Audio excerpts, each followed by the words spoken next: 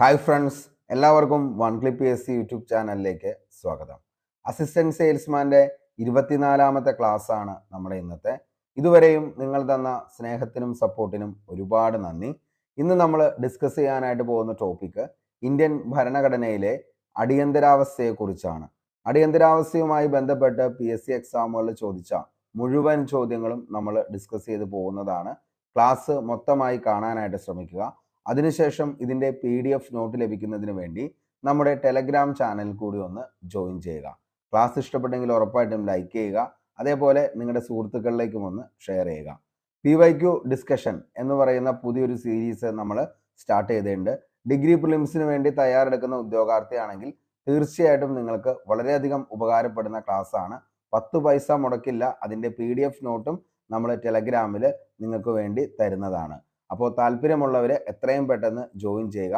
പ്ലേലിസ്റ്റിൽ PYQ discussion എന്ന് പറയുന്ന രീതിയിലാണ് കൊടുത്തിരിക്കുന്നത്. അപ്പോൾ നിങ്ങളൊന്ന് കാണാനായിട്ട് ശ്രമിക്കുക. അപ്പോൾ നമുക്ക് നേരെ ഇന്നത്തെ ക്ലാസ്സിലേക്ക് പോകാം. നമ്മൾ ഇന്ന് അടിയന്തരാവസ്ഥയെക്കുറിച്ചാണ് പറയുന്നത്. അടിയന്തരാവസ്ഥയെക്കുറിച്ച് പറയുന്ന ഇന്ത്യൻ ഭരണഘടനയിലെ ഭാഗം ഏതാണെന്ന് ചോദിച്ചാൽ മക്കളെ, ഭാഗം 18ലാണ് അടിയന്തരാവസ്ഥയെക്കുറിച്ച് പരാമർശിക്കുന്നത്.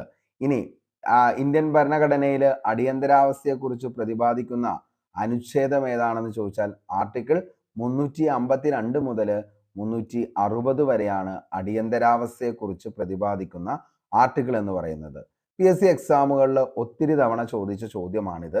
ഏത് ഭാഗത്താണ് അടിയന്തരാവസ്ഥയെക്കുറിച്ച് ഇന്ത്യൻ ഭരണഘടനയിൽ പ്രതിപാദിക്കുന്നത് എന്നുള്ളത് ഓർത്തു വച്ചോ. വെരി വെരി ഇമ്പോർട്ടൻ്റ് ആണ്. 18ാം ഭാഗത്താണ്. ഇനി ആർട്ടിക്കിൾ ചോദിച്ചു കഴിഞ്ഞാൽ അത് ഏതൊക്കെയാണെന്ന് ചോദിച്ചാൽ 352, 356, 360 ആണ്. ആകെ 3 അനുച്ഛേദങ്ങളെ കുറിച്ചാണ് നമുക്ക് അടിയന്തരാവസ്ഥയുമായി ബന്ധപ്പെട്ട് പഠിക്കാനുള്ളൂ. ആ 3 അനുച്ഛേദങ്ങളാണ് 352, 356, 360 എന്ന് പറയുന്നത്. അതായത് ദേശീയ അടിയന്തരാവസ്ഥ, നാഷണൽ എമർജൻസി. രണ്ടാമത്തേത് സംസ്ഥാന അടിയന്തരാവസ്ഥ, സ്റ്റേറ്റ് എമർജൻസി. അടുത്തത് സാമ്പത്തിക അടിയന്തരാവസ്ഥ 360, അതായത് ഫിനാൻഷ്യൽ എമർജൻസി. ഇത്രയാണ് ഈ 3 എണ്ണത്തെക്കുറിച്ചാണ് PSC എക്സാമുകളിൽ ഏറ്റവും കൂടുതൽ ചോദിക്കുന്നതും. 3 അടിയന്തരാവസ്ഥയെക്കുറിച്ചാണ് ഇനി നമ്മൾ പഠിക്കാനായിട്ട് പോകുന്നത്. അടിയന്തരാവസ്ഥ എന്ന ആശയം ഇന്ത്യ കടമെടുത്തിരിക്കുന്നത് 1935 ഗവൺമെന്റ് ഓഫ് ഇന്ത്യ ആക്ടിൽ നിന്നാണ്. ഓർത്തു വച്ചോ, അടിയന്തരാവസ്ഥ എന്ന ആശയം ഇന്ത്യ കടമെടുത്തിരിക്കുന്നത് ഗവൺമെന്റ് ഓഫ് ഇന്ത്യ ആക്ട് 1935 നിന്നാണ്. അടിയന്തരാവസ്ഥ സമയത്ത് മൗലിക അവകാശങ്ങൾ റദ്ദു ചെയ്യുന്ന ആശയം ഇന്ത്യ കടമെടുത്തിരിക്കുന്നത് ജർമ്മൻ ഭരണഘടനയിൽ നിന്നാണ്. നമുക്കറിയാം എന്താണ്, നിലവിലെ അടിയന്തരാവസ്ഥ വന്നു കഴിയുമ്പോൾ ആ ഒരു സമയത്ത് നമ്മുടെ എല്ലാ മൗലിക അവകാശങ്ങളും നമുക്ക് ഇന്ത്യൻ കോൺസ്റ്റിറ്റ്യൂഷൻ നമുക്ക് തരുന്നില്ല. കുറച്ച് മൗലിക അവകാശങ്ങളെല്ലാം റദ്ദു ചെയ്യപ്പെടുന്നതാണ്. അങ്ങനെ അടിയന്തരാവസ്ഥ സമയത്ത് മൗലിക അവകാശങ്ങൾ റദ്ദു ചെയ്യും എന്നുള്ള ആശയം ഇന്ത്യ കടമെടുത്തിരിക്കുന്നത് ജർമ്മൻ ഭരണഘടനയിൽ നിന്നാണ്, അല്ലെങ്കിൽ വെയ്മർ കോൺസ്റ്റിറ്റ്യൂഷനിൽ നിന്നാണ് ഈ ഒരു ആശയം ഇന്ത്യ കടം കൊണ്ടിരിക്കുന്നത്. അപ്പോൾ അടിയന്തരാവസ്ഥ എന്ന ആശയം ഇന്ത്യ കടമെടുത്തിരിക്കുന്നത് 1935 ഗവൺമെന്റ് ഓഫ് ഇന്ത്യ ആക്ടിൽ നിന്നും. അടിയന്തരാവസ്ഥ സമയത്ത് മൗലിക അവകാശങ്ങൾ റദ്ദു ചെയ്യുമെന്ന ആശയം ഇന്ത്യ കടം കൊണ്ടിരിക്കുന്നത് ജർമ്മൻ ഭരണഘടനയിൽ നിന്ന്, അല്ലെങ്കിൽ വെയ്മർ കോൺസ്റ്റിറ്റ്യൂഷനിൽ നിന്നാന്നുള്ളത് ഓർത്തു വയ്ക്കുക. നമ്മൾ പറഞ്ഞു 3 തരം അടിയന്തരാവസ്ഥകളെ കുറിച്ചാണ് നമുക്ക് പഠിക്കാനായിട്ടുള്ളത്. അതിൻ്റെ അകത്ത് ഒന്നാമത്തെയാണ് ദേശീയ അടിയന്തരാവസ്ഥ. ആർട്ടിക്കിൾ 352 ആണ് ദേശീയ അടിയന്തരാവസ്ഥ, നാഷണൽ എമർജൻസിയെ കുറിച്ച് പ്രതിപാദിക്കുന്നത്. നമ്മുടെ ഇന്ത്യയിൽ 3 തവണയാണ് നിലവിൽ എന്ത് ചെയ്തിരിക്കുന്നത്, ദേശീയ അടിയന്തരാവസ്ഥ പ്രഖ്യാപിച്ചിട്ടുള്ളത് എന്നുള്ളത് കൂടി ഒന്ന് ഓർത്തു വയ്ക്കുക. അടിയന്തരാവസ്ഥ പ്രഖ്യാപിക്കുമ്പോൾ കേന്ദ്രം ശക്തമാവുകയും സംസ്ഥാനങ്ങൾ പൂർണ്ണമായും കേന്ദ്രത്തിന് കീഴിലാവുകയും ചെയ്യുന്നു. ഓക്കെ, അപ്പോൾ അടിയന്തരാവസ്ഥ പ്രഖ്യാപിക്കുമ്പോൾ കേന്ദ്രമാണ് അതിൻ്റെ മൊത്തം പവറും ഉണ്ടാകുന്നത്.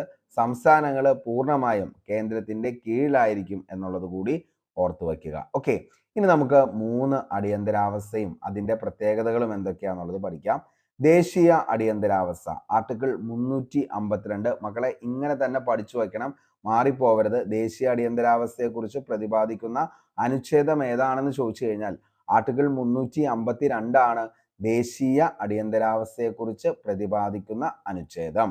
അനുച്ഛേദം 352 അനുസരിച്ച് ദേശീയ അടിയന്തരാവസ്ഥ പ്രഖ്യാപിക്കുന്നതിനുള്ള കാരണങ്ങൾ എന്ന് പറയുന്നത് യുദ്ധം, വിദേശ ആക്രമണം, സായുധ വിപ്ലവമാണ്. ഓക്കെ, അപ്പോൾ അനുച്ഛേദം 352 പ്രകാരം ദേശീയ അടിയന്തരാവസ്ഥ പ്രഖ്യാപിക്കുന്നതിനുള്ള കാരണങ്ങൾ എന്തൊക്കെയാണെന്ന് ചോദിച്ചു കഴിഞ്ഞാൽ എന്തൊക്കെയാണ്?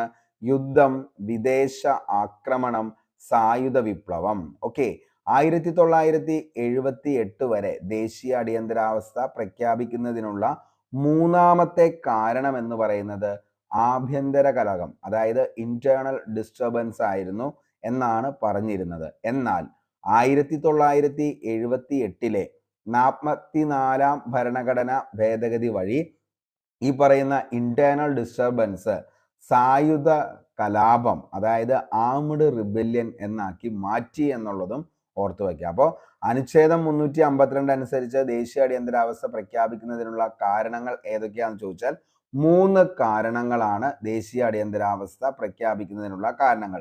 നമുക്ക് സ്റ്റേറ്റ്മെന്റ് ലെവലുള്ള ഒരു ചോദ്യമാണെങ്കിൽ ഇങ്ങനെയാണ് ചോദിക്കത്തുള്ളൂ. അനുച്ഛേദം 352 അനുസരിച്ച് താഴെ പറയുന്ന ദേശീയ അടിയന്തരാവസ്ഥ പ്രഖ്യാപിക്കുന്നതിനുള്ള കാരണങ്ങളിൽ ഉൾപ്പെട്ടത് ഏതാണ്, അല്ലെങ്കിൽ ഉൾപ്പെടാത്ത കാരണം ഏതാണ് എന്ന് ചോദിച്ചാൽ നമുക്ക് ഉത്തരത്തിലേക്ക് എത്തണം. അപ്പോൾ 3 കാരണങ്ങളാണ് ദേശീയ അടിയന്തരാവസ്ഥ പ്രഖ്യാപിക്കുന്നതിനായിട്ടുള്ളത്. മക്കളെ ഓർത്തോ, യുദ്ധം, വിദേശ ആക്രമണം, സായുധ വിപ്ലവം. അപ്പോൾ യുദ്ധം, വിദേശ ആക്രമണം, സായുധ വിപ്ലവമാണ് ദേശീയ അടിയന്തരാവസ്ഥ പ്രഖ്യാപിക്കുന്നതിനുള്ള കാരണം എന്ന് പറയുന്നത്. ഇതിന്റെ അകത്ത് നിലവിൽ നമ്മൾ പറഞ്ഞു എന്താണ്, സായുധ വിപ്ലവം എന്ന പേരിലേക്ക് മാറിയത് ആഭ്യന്തര കലഹമാണ്. അതായത് ഇന്റേണൽ ഡിസ്റ്റർബൻസ് 1978 44-ാം ഭരണഘടനാ ഭേദഗതി വഴിയാണ് സായുധ കലാപം അല്ലെങ്കിൽ ആംഡ് റിബല്യം എന്ന് ആക്കി മാറ്റിയത് എന്നുള്ളതും ഓർത്തു വയ്ക്കുക. ഇനി ദേശീയ അടിയന്തരാവസ്ഥയെ നമുക്ക് രണ്ടായിട്ട് തരംതിരിക്കാം. ഒന്ന് എക്സ്റ്റേണൽ എമർജൻസി, 2 ഇന്റേണൽ എമർജൻസി. അപ്പോൾ ദേശീയ അടിയന്തരാവസ്ഥയെ നമുക്ക് രണ്ടായിട്ട് തരംതിരിക്കാം. ഒന്ന് എക്സ്റ്റേണൽ എമർജൻസി, 2 ഇന്റേണൽ എമർജൻസി. യുദ്ധമോ വിദേശ കടന്നുകയറ്റമോ മൂലമുള്ള അടിയന്തരാവസ്ഥ, അതാണ് എക്സ്റ്റേണൽ എമർജൻസി എന്ന് പറയുന്നത്. അപ്പോൾ യുദ്ധമോ വിദേശ കയറ്റമോ മൂലമുള്ള അടിയന്തരാവസ്ഥയാണ് എന്തെന്ന് പറയുന്നത്? External emergency. ഇനി സായുധ വിപ്ലവം മൂലമുള്ള അടിയന്തരാവസ്ഥയെ ഇന്റേണൽ എമർജൻസി എന്നാണ് പറയുന്നത്. അപ്പോൾ എന്താണ്, നിലവിലെ ദേശീയ അടിയന്തരാവസ്ഥയെ നമുക്ക് രണ്ടായിട്ട് തരംതിരിക്കാം, external emergency and internal emergency. യുദ്ധമോ വിദേശ കടന്നുകയറ്റമോ മൂലമുള്ള അടിയന്തരാവസ്ഥയാണ് എക്സ്റ്റേണൽ എമർജൻസി. സായുധ വിപ്ലവം മൂലമുള്ള അടിയന്തരാവസ്ഥയെ നമുക്ക് ഇന്റേണൽ എമർജൻസി എന്നും പറയാം. കേന്ദ്ര ക്യാബിനറ്റ് വിവിധ രൂപത്തിലുള്ള ഉപദേശമുണ്ടെങ്കിൽ മാത്രമേ രാഷ്ട്രപതിക്ക് ദേശീയ അടിയന്തരാവസ്ഥ പ്രഖ്യാപിക്കാനായിട്ട് കഴിയത്തുള്ളൂ. യുദ്ധം, വിദേശ ആക്രമണം എന്നിവയിൽ ഏതെങ്കിലും കാരണത്താൽ അടിയന്തരാവസ്ഥ പ്രഖ്യാപിക്കുന്ന സമയത്ത് മാത്രമേ അനുച്ഛേദം 358 അനുസരിച്ച് അനുച്ഛേദം 19 റദ്ദു ചെയ്യപ്പെടുകയുള്ളൂ. ഇതിനായി രാഷ്ട്രപതിയുടെ പ്രത്യേക ഉത്തരവും ആവശ്യമില്ല.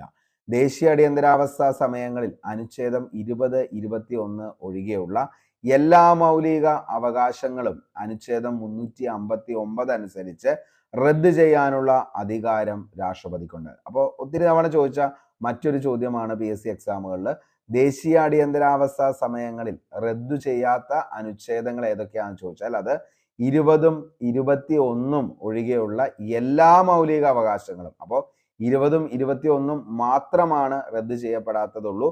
ബാക്കി എല്ലാ മൗലിക അവകാശങ്ങളും എന്ത് ചെയ്യുന്നതാണ്?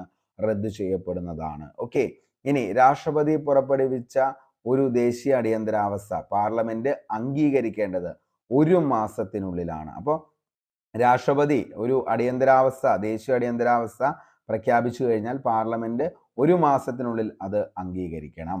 ഒരു പ്രത്യേക ഭൂരിപക്ഷത്തോടു കൂടി പാർലമെന്റ് അംഗീകരിച്ച ദേശീയ അടിയന്തരാവസ്ഥ 6 മാസം നിലനിൽക്കും. അപ്പോൾ ഒരു പ്രത്യേക ഭൂരിപക്ഷത്തോടു കൂടി പാർലമെന്റ് അംഗീകരിച്ച ദേശീയ അടിയന്തരാവസ്ഥയുടെ വാലിഡിറ്റി എന്ന് പറയുന്നത് 6 മാസമാണ്. ഓരോ 6 മാസം കൂടുമ്പോഴും പാർലമെന്റിന്റെ അംഗീകാരത്തോടെ എത്ര കാലം വേണമെങ്കിലും ദേശീയ അടിയന്തരാവസ്ഥ നീട്ടാവുന്നതുമാണ്. അപ്പോൾ നിലവിലെ ഈ പറയുന്ന ഒരു പ്രത്യേക ഭൂരിപക്ഷത്തോടു കൂടി പാർലമെന്റ് അംഗീകരിച്ച ദേശീയ അടിയന്തരാവസ്ഥ 6 മാസം വരെ നിലനിൽക്കും. എന്നാൽ ഓരോ 6 മാസം കൂടുമ്പോഴും പാർലമെന്റിന്റെ അംഗീകാരത്തോടു കൂടി എത്ര കാലം വേണമെങ്കിലും ദേശീയ അടിയന്തരാവസ്ഥ നീട്ടാവുന്നതാണ്. ഓക്കെ, അപ്പോൾ മറ്റൊരു കാര്യം കൂടി ശ്രദ്ധിക്കണം. രാഷ്ട്രപതി പുറപ്പെടുവിച്ച ഒരു ദേശീയ അടിയന്തരാവസ്ഥ അംഗീകരിക്കേണ്ടത് പാർലമെന്റ് 1 മാസത്തിനുള്ളിൽ അത് അംഗീകരിക്കണം എന്നുള്ളതും. ദേശീയ അടിയന്തരാവസ്ഥ സമയത്ത് ലോകസഭ നിയമസഭയുടെ കാലാവധി 1 വർഷം നീട്ടാൻ സാധിക്കും. ഇന്ത്യയിൽ ഇതുവരെ എത്ര തവണ ദേശീയ അടിയന്തരാവസ്ഥ പ്രഖ്യാപിച്ചിട്ടുണ്ട് എന്ന് ചോദിച്ചു കഴിഞ്ഞാൽ എത്രയാണ്? 3 തവണയാണ് ഇന്ത്യയിൽ ദേശീയ അടിയന്തരാവസ്ഥ പ്രഖ്യാപിച്ചിട്ടുള്ളത്. ഓക്കെ, അപ്പോൾ ഇന്ത്യയിൽ എത്ര തവണയാണ് ദേശീയ അടിയന്തരാവസ്ഥ പ്രഖ്യാപിച്ചിട്ടുള്ളത് എന്ന് ചോദിച്ചാൽ 3 തവണയാണ് ദേശീയ അടിയന്തരാവസ്ഥ. ഇതിങ്ങനെ തന്നെ PSC ചോദിച്ചിട്ടുണ്ട്. ഇന്ത്യയിൽ എത്ര തവണ ദേശീയ അടിയന്തരാവസ്ഥ പ്രഖ്യാപിച്ചിട്ടുണ്ട് എന്ന് ചോദിച്ചാൽ 3 തവണയാണ്. ഏതൊക്കെ വർഷങ്ങളാണെന്ന് ചോദിച്ചാൽ മക്കളെ 1962, 1971, 1975. ഇന്ത്യയിൽ ആദ്യത്തെ ദേശീയ അടിയന്തരാവസ്ഥ പ്രഖ്യാപിച്ചത് ഡോക്ടർ എസ് രാധാകൃഷ്ണനാണ്. ഓക്കെ, അപ്പോൾ ഇന്ത്യയിലെ ആദ്യത്തെ ദേശീയ അടിയന്തരാവസ്ഥ പ്രഖ്യാപിച്ചത് വേണമെങ്കിൽ ചോദിക്കാം, നല്ലൊരു ചോദ്യമാണ്. ആരാണ് ഇന്ത്യയിൽ ആദ്യമായി ദേശീയ അടിയന്തരാവസ്ഥ പ്രഖ്യാപിച്ചത്? ഡോക്ടർ എസ് രാധാകൃഷ്ണനാണ്. എന്നാണ്? 1962 ഒക്ടോബർ 26. ദേശീയ അടിയന്തരാവസ്ഥ പിൻവലിച്ചത് ഡോക്ടർ സക്കീർ ഹുസൈൻ ആണ്. അത് 68 ജനുവരി 10 ഇത് എന്ത് ചെയ്തത്? നിലവിൽ സക്കീർ ഹുസൈൻ പിൻവലിച്ചത്. ഒന്നാമത്തെ ദേശീയ അടിയന്തരാവസ്ഥ പ്രഖ്യാപിക്കാനുള്ള കാരണം എന്തായിരുന്നു എന്ന് ചോദിച്ചാൽ ചൈനീസ് ആക്രമണമാണ്. അപ്പോൾ ഒന്നാമത്തെ ദേശീയ അടിയന്തരാവസ്ഥ പ്രഖ്യാപിക്കാനുള്ള കാരണമായിരുന്നു ചൈനീസ് ആക്രമണം. ഇന്ത്യയിൽ രണ്ടാമത്തെ ദേശീയ അടിയന്തരാവസ്ഥ പ്രഖ്യാപിച്ചത് എന്നാണെന്ന് ചോദിച്ചാൽ 1971 ഡിസംബർ 3 ഇന്ത്യയില് രണ്ടാമത്തെ ദേശീയ അടിയന്തരാവസ്ഥ പ്രഖ്യാപിച്ചത്. 71 ഡിസംബർ 3. ആരാണ് പ്രഖ്യാപിച്ചത് എന്ന് ചോദിച്ചു കഴിഞ്ഞാൽ ആരാണ് പ്രഖ്യാപിച്ചത്? VV ഗിരിയാണ് ഇത് പ്രഖ്യാപിച്ചത്. ഓക്കെ, അപ്പോൾ ഇന്ത്യയിലെ രണ്ടാമത്തെ ദേശീയ അടിയന്തരാവസ്ഥ പ്രഖ്യാപിച്ചത് ആരാന്ന് ചോദിച്ചു കഴിഞ്ഞാൽ അത് VV ഗിരിയാണ്. എന്നാണ് എന്ന് ചോദിച്ചു കഴിഞ്ഞാൽ 1971 ഡിസംബർ 3 ഓർത്തു വയ്ക്കുക. രണ്ടാമത്തെ ദേശീയ അടിയന്തരാവസ്ഥ പ്രഖ്യാപിച്ച പ്രസിഡന്റ് ചോദിച്ചു കഴിഞ്ഞാൽ VV ഗിരിയാണ്. ആ സമയത്ത് രണ്ടാമത്തെ ദേശീയ അടിയന്തരാവസ്ഥ പ്രഖ്യാപിച്ചപ്പോഴുള്ള പ്രധാനമന്ത്രി ആരാന്ന് ചോദിച്ചാൽ മക്കളെ അത് ഇന്ദിരാഗാന്ധി ആണെന്നുള്ളതും ഓർത്തു വയ്ക്കുക. അപ്പോൾ രണ്ടാമത്തെ ദേശീയ അടിയന്തരാവസ്ഥ പ്രഖ്യാപിക്കുമ്പോൾ ആരായിരുന്നു നിലവിൽ നമ്മുടെ പ്രധാനമന്ത്രി എന്ന് ചോദിച്ചാൽ ഇന്ദിരാഗാന്ധി. രണ്ടാമത്തെ ദേശീയ അടിയന്തരാവസ്ഥ പ്രഖ്യാപിച്ചപ്പോഴുള്ള പ്രതിരോധ മന്ത്രി, കാരണം ബാക്കിയെല്ലാം നമുക്കറിയാം, ആരാണ് പ്രസിഡന്റ് എന്നുള്ളത് അറിയാം, ആരാണ് പ്രധാനമന്ത്രി എന്നുള്ളത് അറിയാം. അങ്ങനെയാണെങ്കിൽ ദേശീയ അടിയന്തരാവസ്ഥ രണ്ടാമത്തെ പ്രഖ്യാപിച്ചപ്പോഴുള്ള ഇന്ത്യയുടെ പ്രതിരോധ മന്ത്രി ആരാന്ന് ചോദിച്ചാൽ അത് ജഗ്ജീവൻ റാം എന്നുള്ളത് ഓർത്തു വയ്ക്കുക. രണ്ടാമത്തെ ദേശീയ അടിയന്തരാവസ്ഥ റദ്ദു ചെയ്യപ്പെട്ടത് 1977 മാർച്ച് 21 ഇത് റദ്ദു ചെയ്യപ്പെട്ടത് എന്നുള്ളതും ഓർത്തു വയ്ക്കുക. രണ്ടാമത്തെ ദേശീയ അടിയന്തരാവസ്ഥ റദ്ദു ചെയ്തത് പ്രസിഡന്റ് അന്നേരം ആരാന്ന് ചോദിച്ചാൽ അത് BD ജെട്ടിയാണ്. രണ്ടാമത്തെ ദേശീയ അടിയന്തരാവസ്ഥ റദ്ദു ചെയ്ത പ്രസിഡന്റ് ആരാന്ന് ചോദിച്ചാൽ മക്കളെ അത് BD ജെട്ടിയാണ്. അപ്പോൾ നമുക്ക് 3 അടിയന്തരാവസ്ഥയിലെ 2 അടിയന്തരാവസ്ഥ നമ്മൾ പറഞ്ഞു. ഇനി അടുത്തതാണ് മൂന്നാമത്തെ അടിയന്തരാവസ്ഥ എന്ന് പറയുന്നത്. മൂന്നാമത്തെ അടിയന്തരാവസ്ഥ എന്നാണ്? മൂന്നാമത്തെ അടിയന്തരാവസ്ഥ എന്ന് പറയുന്നത് 1975 ജൂൺ 25 അന്നാണ് മൂന്നാമത്തെ അടിയന്തരാവസ്ഥ പ്രഖ്യാപിക്കുന്നത്. ഓക്കെ, അപ്പോൾ മൂന്നാമത്തെ അടിയന്തരാവസ്ഥ പ്രഖ്യാപിക്കുന്നത് എന്നാണ് എന്ന് ചോദിച്ചു കഴിഞ്ഞാൽ എന്നാണ്? 1975 ജൂൺ 25 ഓക്കെ, ആദ്യത്തെ ആഭ്യന്തര അടിയന്തരാവസ്ഥ പ്രഖ്യാപിച്ചത് ഫക്രുദ്ദീൻ അലി അഹമ്മദ് ആണ്. 75 ജൂൺ 25 അത് ആഭ്യന്തര കലാപത്തെ തുടർന്നാണ് ഇത് പ്രഖ്യാപിച്ചത്. ഓക്കെ, അപ്പോൾ രണ്ടാമത്തെയും മൂന്നാമത്തെയും ദേശീയ അടിയന്തരാവസ്ഥ പിൻവലിച്ചത് BD jetty. Acting president 77 March 21 ഇന്ത്യയിൽ ഏറ്റവും കൂടുതൽ കാലം നിലനിന്ന ദേശീയ അടിയന്തരാവസ്ഥയാണ്. ഓക്കെ, അപ്പോൾ ഇനി മൂന്നാമത്തെ ദേശീയ അടിയന്തരാവസ്ഥ പ്രഖ്യാപിച്ചത് എന്നാണ് എന്ന് ചോദിച്ചാൽ 1975 ജൂൺ 25 ഓർത്തു വയ്ക്കുക. ഇന്ത്യയിൽ മൂന്നാമതായി ദേശീയ അടിയന്തരാവസ്ഥ പ്രഖ്യാപിക്കപ്പെടാനുള്ള കാരണം എന്തായിരുന്നു എന്ന് ചോദിച്ചാൽ അത് ആഭ്യന്തര അസ്വസ്ഥതയാണ്. ഓക്കെ, അപ്പോൾ ആഭ്യന്തര അസ്വസ്ഥതയാണ് മൂന്നാമത്തെ ദേശീയ അടിയന്തരാവസ്ഥ 1975 ജൂൺ 25 പ്രഖ്യാപിക്കുന്നതിനുള്ള കാരണം എന്ന് പറയുന്നത്? ഓക്കെ, അതായത് ഇന്റേണൽ എമർജൻസി എന്ന് പറയുന്നത്. ഇനി മൂന്നാമതായി ദേശീയ അടിയന്തരാവസ്ഥ പ്രഖ്യാപിച്ച പ്രസിഡന്റ് ആരാണെന്ന് ചോദിച്ചു കഴിഞ്ഞാൽ അത് ഫക്രുദ്ദീൻ അലി അഹമ്മദ് ആണ്. റദ്ദ് ചെയ്തത് BD ജെട്ടിയാണ്. മൂന്നാമതായി ദേശീയ അടിയന്തരാവസ്ഥ പ്രഖ്യാപിച്ചപ്പോഴുള്ള പ്രധാനമന്ത്രി ചോദിച്ചാൽ അത് ഇന്ദിരാഗാന്ധിയാണ്. ഓക്കെ, മൂന്നാം ദേശീയ അടിയന്തരാവസ്ഥ പ്രഖ്യാപിച്ചപ്പോഴുള്ള പ്രതിരോധ മന്ത്രി ആരാന്ന് ചോദിച്ചാൽ അത് സർദാർ സ്വരൺ സിംഗ് ആണ്. മൂന്നാമത്തെ ദേശീയ അടിയന്തരാവസ്ഥ പ്രഖ്യാപിച്ചപ്പോഴുള്ള നമ്മുടെ പ്രതിരോധ മന്ത്രി. ഓക്കെ, സ്വരൺ സിംഗ് ആണ് ആ സമയത്ത്, സർദാർ സ്വരൺ സിംഗ്. ഇനി മൂന്നാം ദേശീയ അടിയന്തരാവസ്ഥ റദ്ദ് ചെയ്യപ്പെട്ടത് 77 മാർച്ച് 21 അത് റദ്ദ് ചെയ്യപ്പെട്ടത്. അതേപോലെ തന്നെ 1975 അടിയന്തരാവസ്ഥ കാലത്തെ അതിക്രമങ്ങളെ കുറിച്ച് അന്വേഷിക്കാൻ നിയമിച്ച കമ്മീഷൻ ഏതാണെന്ന് ഒരിക്കൽ PSC ചോദിച്ചതാണ്. അത് ഷാ കമ്മീഷൻ ആണെന്നുള്ളത് കൂടി ഓർത്തു വയ്ക്കുക. അപ്പോൾ 1975 ദേശീയ അടിയന്തരാവസ്ഥ കാലത്തെ അതിക്രമങ്ങളെ കുറിച്ച് അന്വേഷിക്കാനായി സർക്കാർ നിയമിച്ച കമ്മീഷനാണ് ഷാ കമ്മീഷൻ എന്നുള്ളതും ഓർത്തു വയ്ക്കുക. അപ്പോൾ ഇത്രയാണ് നമുക്ക് 3 അടിയന്തരാവസ്ഥയെ കുറിച്ച് പഠിക്കാനായിട്ടുള്ളത്. അപ്പോൾ ഇത് ഉറപ്പായും ഓർത്തു വയ്ക്കുക, 3 അടിയന്തരാവസ്ഥ ഏതാണ് എന്നുള്ളത്. അപ്പോൾ 3 അടിയന്തരാവസ്ഥയെ കുറിച്ചാണ്, അതായത് നമ്മൾ പറഞ്ഞത് ദേശീയ അടിയന്തരാവസ്ഥയിലെ 3 അടിയന്തരാവസ്ഥ, അതായത് ഏതൊക്കെ സമയത്താണ് ഇത് പ്രഖ്യാപിച്ചതെന്ന് ചോദിച്ചാൽ 1962, 1971, 1975 ആണെന്നുള്ളത് ഓർത്തു വയ്ക്കുക. ഇന്ത്യയിലെ ആദ്യത്തെ ദേശീയ അടിയന്തരാവസ്ഥ പ്രഖ്യാപിച്ചത് അത് ഡോക്ടർ S രാധാകൃഷ്ണൻ 62 ഒക്ടോബർ 26 ദേശീയ അടിയന്തരാവസ്ഥ പിൻവലിച്ചത് സക്കീർ ഹുസൈൻ ആണ്. രണ്ടാമത്തെ ദേശീയ അടിയന്തരാവസ്ഥ പ്രഖ്യാപിക്കാനുള്ള കാരണം എന്ന് പറയുന്നത് എന്താണ്? അത് ഒന്നാമത്തെ അത് ചൈനീസ് ആക്രമണമാണ്. അതേപോലെ തന്നെ രണ്ടാമത്തെ ദേശീയ അടിയന്തരാവസ്ഥ എന്ന് പറയുന്നത് ഇന്ത്യ പാക് യുദ്ധത്തെ തുടർന്നാണ് രണ്ടാമത്തെ ദേശീയ അടിയന്തരാവസ്ഥ പ്രഖ്യാപിക്കുന്നത്. അത് 1971 ഡിസംബർ 3 ഓർത്തു വയ്ക്കുക.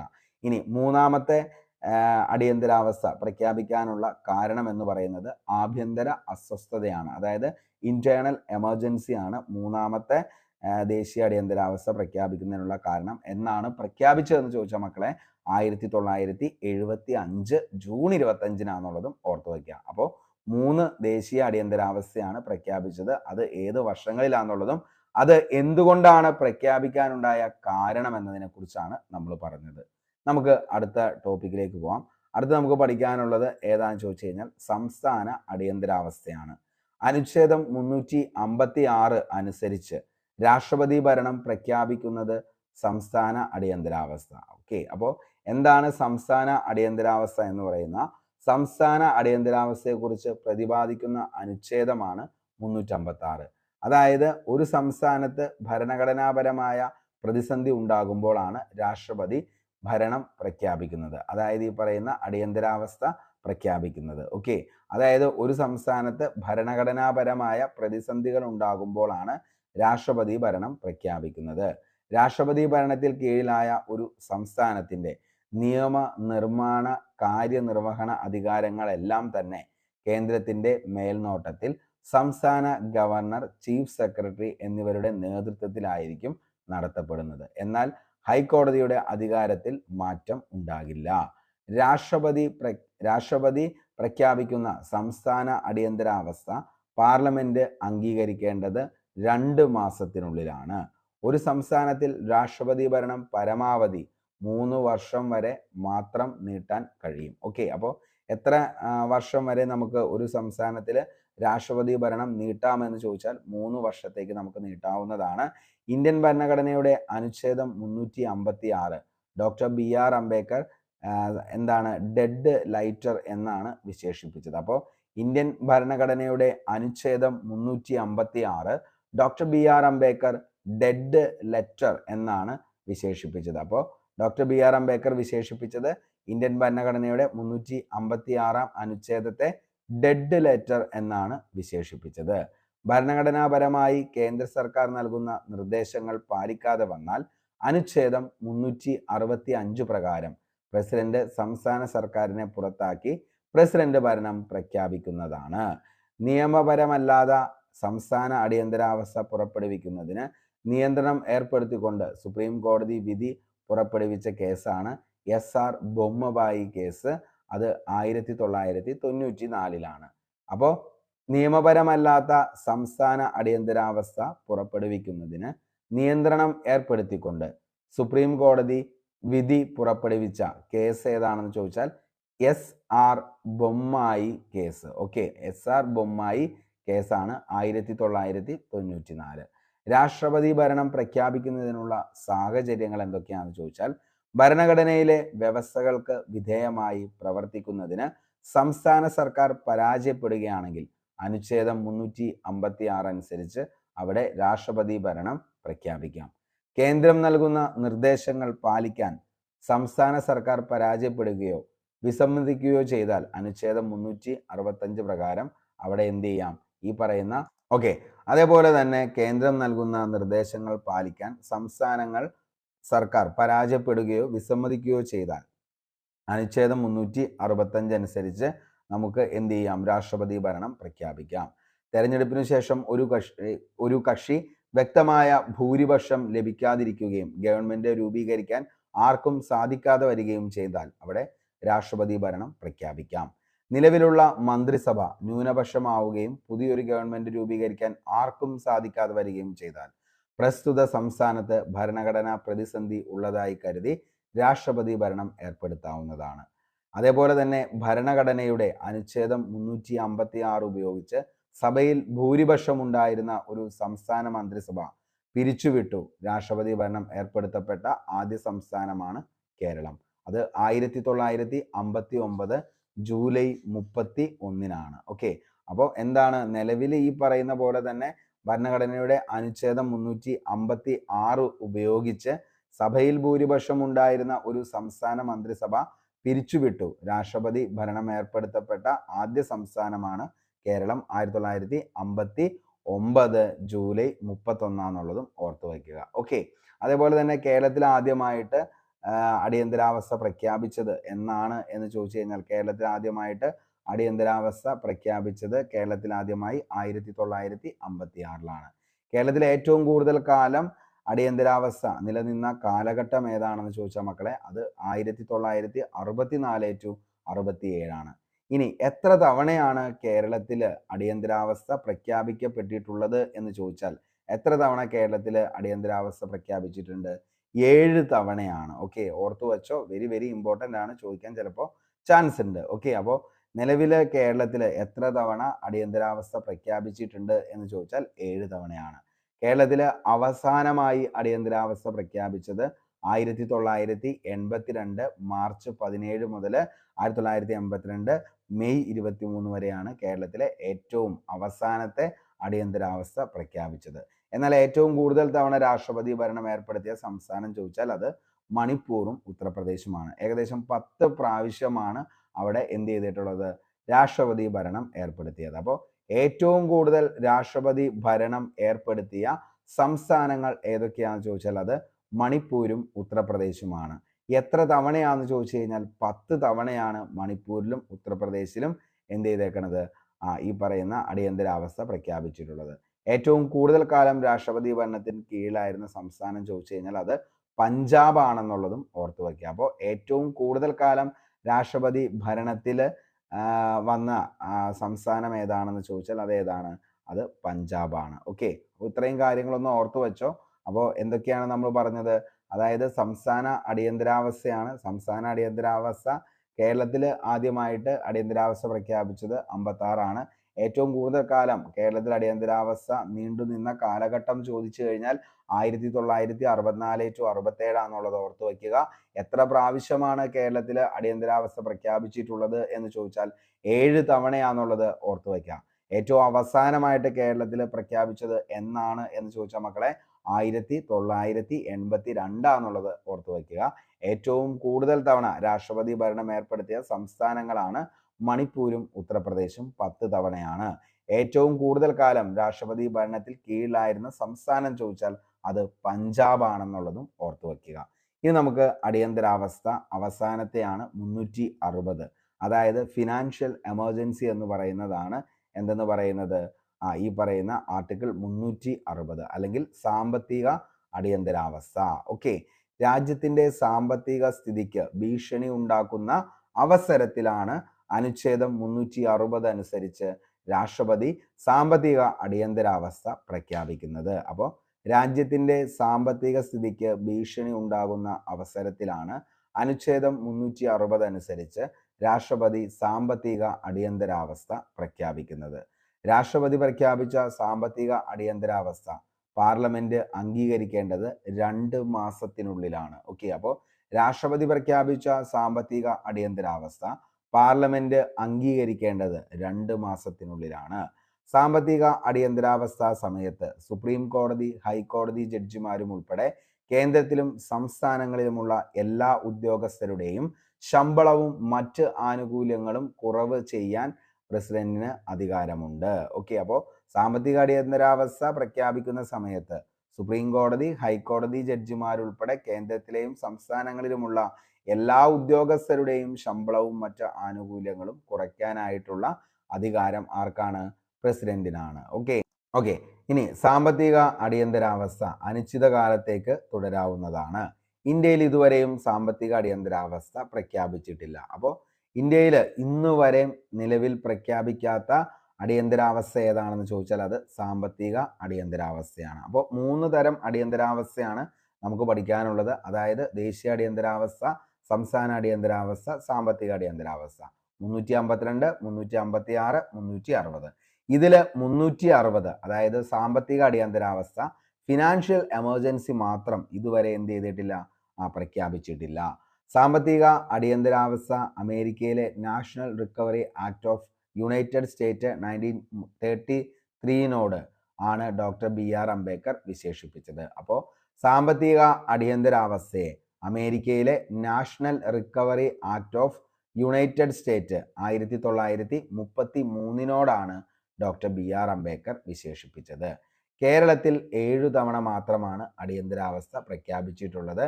കേരളത്തിൽ അവസാനമായി അടിയന്തരാവസ്ഥ പ്രഖ്യാപിച്ചത് 1982 ഓക്കെ, ഇത് നമ്മൾ കുറച്ചു മുമ്പ് പറഞ്ഞതാണ്. അതേപോലെ തന്നെ കേരളത്തിൽ ആദ്യമായി അടിയന്തരാവസ്ഥ പ്രഖ്യാപിച്ചത് 56.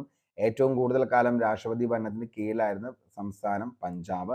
ഏറ്റവും കൂടുതൽ തവണ രാഷ്ട്രപതി ഭരണം ഏർപ്പെടുത്തിയത് മണിപ്പൂർ, ഉത്തർപ്രദേശ് എന്നീ സ്ഥലങ്ങളിലാണെന്നുള്ളതും ഓർത്തു വയ്ക്കുക. ഓക്കെ, അപ്പോൾ സാമ്പത്തിക അടിയന്തരാവസ്ഥ എന്ന് പറയുന്നത് ഒത്തിരി കാര്യങ്ങളൊന്നും നമുക്ക് പഠിക്കാനില്ല. അതായത് സാമ്പത്തിക അടിയന്തരാവസ്ഥയെക്കുറിച്ച് പ്രതിപാദിക്കുന്ന അനുച്ഛേദം 360 സാമ്പത്തിക അടിയന്തരാവസ്ഥ പ്രഖ്യാപിക്കാനുള്ള അധികാരമുള്ളത് അത് പ്രസിഡന്റിനാണ്.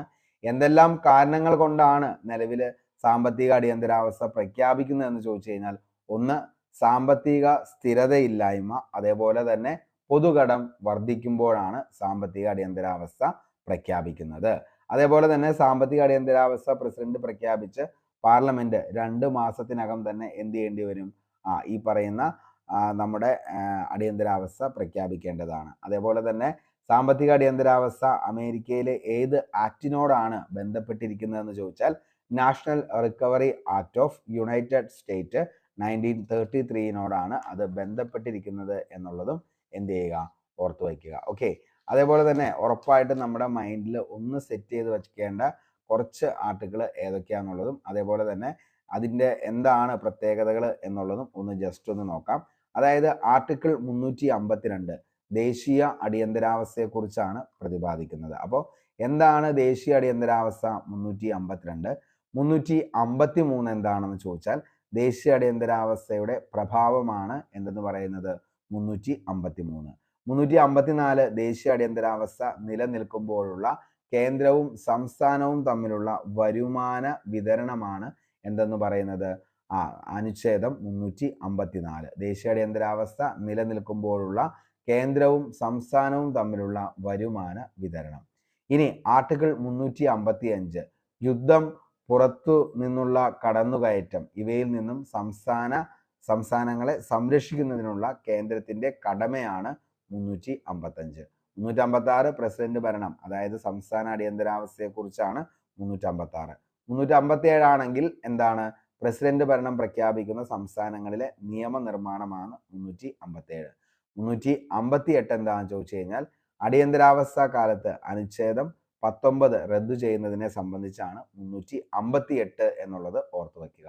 359 മറ്റു മൗലിക അവകാശങ്ങൾ സ്ഥാപിക്കുവാനുള്ള അവകാശം റദ്ദു ചെയ്യുന്നതിനെ സംബന്ധിച്ച്. 360 ആണെങ്കിൽ സാമ്പത്തിക അടിയന്തരാവസ്ഥ ആണെന്നുള്ളതും ഓർത്തു വയ്ക്കുക. ഇനി നമുക്ക് രാഷ്ട്രപതിയുടെ ഇംപീച്ച്മെന്റിനെ കുറിച്ചൊന്ന് നോക്കാം. എന്താണ് രാഷ്ട്രപതിയുടെ ഇംപീച്ച്മെന്റ്?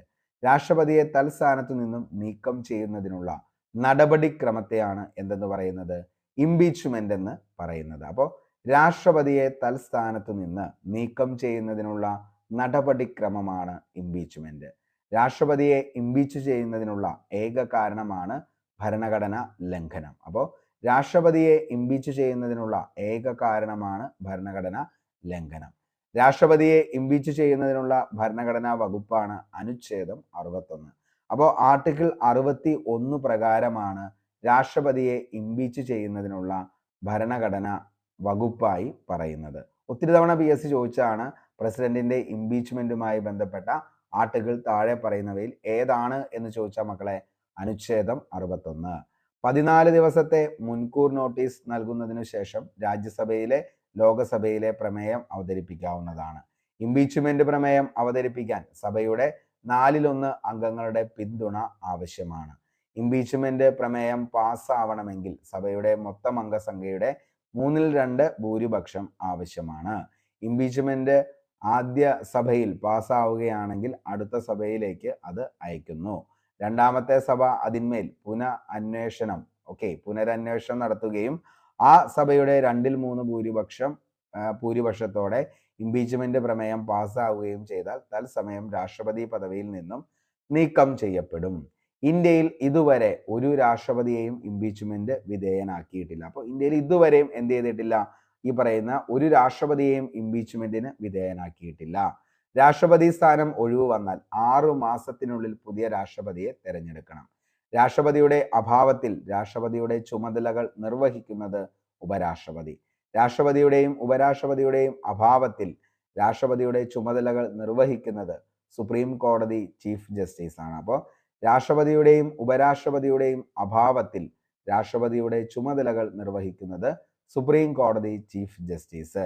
രാഷ്ട്രപതിയുടെയും ഉപരാഷ്ട്രപതിയുടെയും സുപ്രീം കോടതി ചീഫ് ജസ്റ്റിസിന്റെയും അഭാവത്തിൽ രാഷ്ട്രപതിയുടെ ചുമതലകൾ നിർവഹിക്കുന്നത് സുപ്രീം കോടതിയിലെ സീനിയർ ജഡ്ജിയാണുള്ളതും ഓർത്തു വയ്ക്കുക. അപ്പോൾ രാഷ്ട്രപതിയുടെയും ഉപരാഷ്ട്രപതിയുടെയും സുപ്രീം കോടതി ചീഫ് ജസ്റ്റിസിന്റെയും അഭാവത്തിൽ രാഷ്ട്രപതിയുടെ ചുമതലകൾ നിർവഹിക്കുന്നത് സുപ്രീം കോടതിയിലെ സീനിയർ ജഡ്ജിയാണ്. രാഷ്ട്രപതിയുടെ ചുമതല വഹിച്ച ഏക സുപ്രീം കോടതി ചീഫ് ജസ്റ്റിസ് ആണ് M. ഹിദായത്തുള്ള. അപ്പോൾ രാഷ്ട്രപതിയുടെ ചുമതല വഹിച്ച ഏക സുപ്രീം കോടതി ചീഫ് ജസ്റ്റിസ് ആരാന്ന് ചോദിച്ചാൽ അതാരാണ്? M. ഹിദായത്തുള്ളയാന്നുള്ളത് ഓർത്തു വയ്ക്കുക. ഓക്കെ, അപ്പോൾ എന്താണ് ഇംപീച്ച്മെന്റിനെ കുറിച്ച് പറയുന്ന ആർട്ടിക്കിൾ എന്ന് ചോദിച്ചു കഴിഞ്ഞാൽ ആർട്ടിക്കിൾ 61 ആണ് രാഷ്ട്രപതിയുടെ ഇംപീച്ച് ചെയ്യുന്നതിനെ കുറിച്ചുള്ള ആർട്ടിക്കിൾ. അതായത് രാഷ്ട്രപതിയെ തൽസ്ഥാനത്തു നിന്നും നീക്കം ചെയ്യുന്നതിനുള്ള നടപടിക്രമത്തെ പറയുന്നതാണ് എന്തെന്ന് പറയുന്നത്? ഇംപീച്ച്മെന്റ്. രാഷ്ട്രപതിയെ ഇംപീച്ച് ചെയ്യുന്നതിനുള്ള ഏക കാരണം എന്ന് പറയുന്നത് ഭരണഘടന ലംഘനമാണ് എന്നുള്ളത് കൂടി ഓർത്തു വയ്ക്കുക.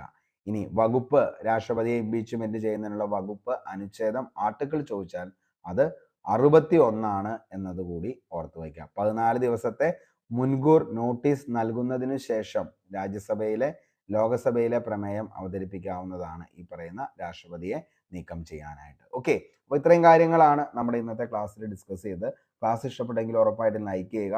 അതേപോലെ ഇതിൻ്റെ PDF നോട്ടിന് ടെലഗ്രാമിൽ ജോയിൻ ചെയ്യുക. കൃത്യം 9 മണിക്ക് ഈ ക്ലാസ്സുമായി ബന്ധപ്പെട്ട് നമുക്ക് ടെലഗ്രാമിൽ ക്വസ്റ്റ്യൻ ബോൾ ഉണ്ടാകും. ആ ക്വസ്റ്റ്യൻ ബോളിൽ കൂടി നിങ്ങൾ ഉറപ്പായിട്ടും അറ്റൻഡ് ചെയ്യാനായിട്ട് ശ്രമിക്കുക. നമ്മുടെ ഓരോ ക്ലാസ്സും കണ്ടിന്യൂഷൻ ആയിട്ടുള്ള ക്ലാസ്സാണ്. മറ്റൊരു ക്ലാസ്സിൻ്റെ ബാക്കിയാണ് അടുത്തൊരു ക്ലാസ്സിൽ വരുന്നത്.